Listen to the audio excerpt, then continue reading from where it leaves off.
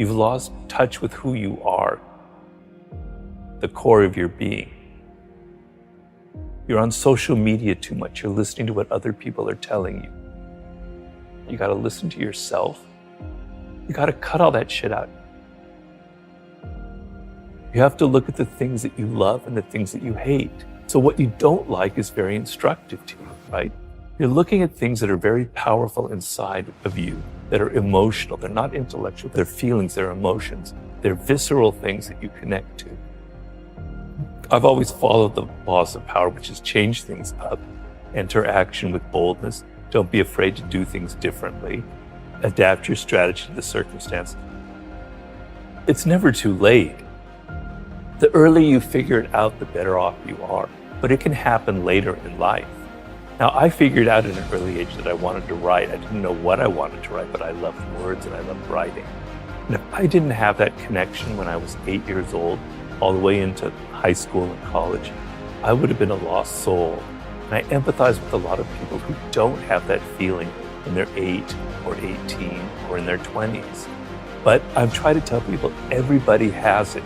You're just not listening to yourself. You've lost touch with who you are. There are 5 forms of intelligence. We normally associate intelligence with intellectuals, with Noam Chomsky, with Albert Einstein. No, intelligence comes in all forms. Working with your hands is a form of intelligence. A carpenter has a high form of intelligence. People who are sports, who athletically use their body, that's another form of intelligence. There's music, there's math, there's language. You have one of these frames of mind. By the way your brain is wired, you are inclined towards one of them. Figure that out. You got to be a bit bold. You have to embrace what makes you different. It takes time. To do anything in life takes time and hours, patience and work.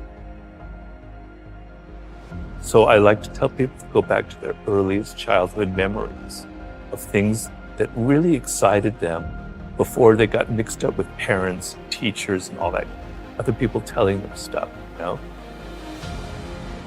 You gotta cut all that shit out.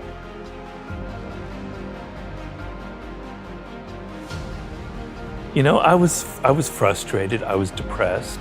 I even have to admit I had moments that were slightly suicidal because I knew deep down that I could do something. I was different from other people. I had different experiences, you know, and I knew that there was something I needed to express.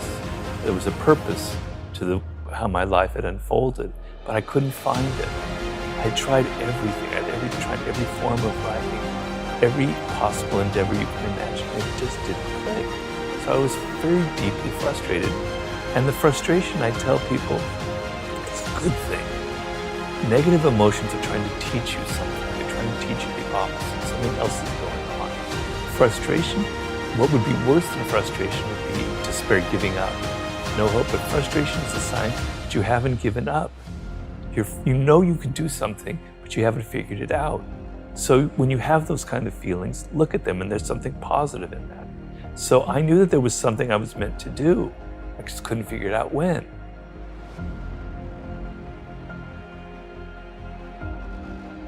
It's easy for me, a boomer, I have to admit that, to preach to you when you have gone through you've gone through a pandemic, what looks like to be a recession, and then if you're a millennial, you went through the crash in 2008.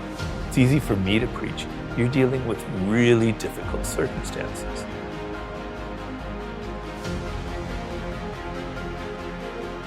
So a lot of people are rethinking their lives. They don't want to work at crap jobs just to get by. And I applaud that 100%, right? That's great. So you want to think about working for yourself is the ultimate position in this world. And even though times are difficult, even though it may seem like just a dream, there's so much potential out there for entrepreneurial spirit, for creating your own startup, for creating your own podcast, for going your own path in life. You don't have to follow other people.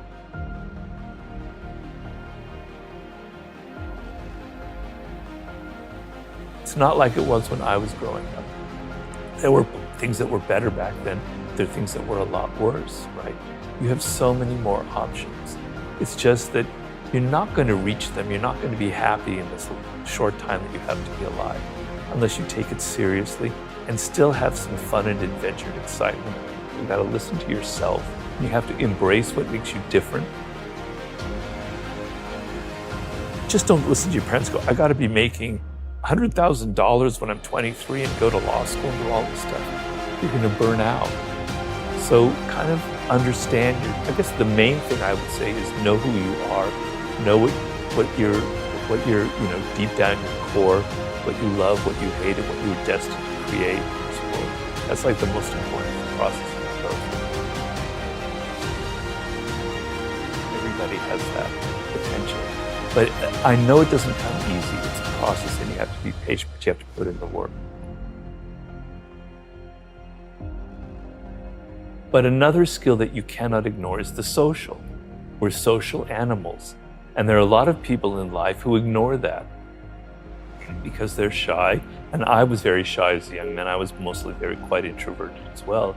Because they're shy, they just simply lean on their own strength, which is learning something really well, learning math or learning algorithms or learning how to write, etc. And they ignore the social because they're afraid of it. But you cannot get ahead in this world as a social animal, dependent on other people in every aspect of life, unless you treat that as another skill as well. So yes, the process of looking inward is absolutely essential, but you cannot disconnect yourself from your teachers, your mentors, your colleagues. You could have all the skill in the world and know your life's task brilliantly. But if you continually alienate people by your boorish behavior, by your insensitivity, all of the skill level in the world will be completely neutralized by your own mistakes.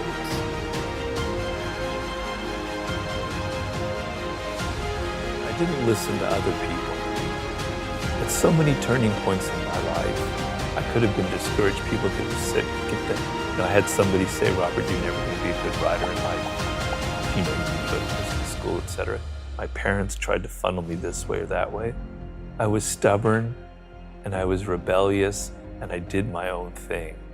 And because of that, I have kind of a different voice from other people, right? And when I look at books out there, I'm searching for that voice of somebody who's different, who has something different to say, who speaks in a different tone of voice, that has their blood and their personality in their writing. And I don't find it often, but when I do, it's a great thing. And so, to me, success in life is kind of being who you are.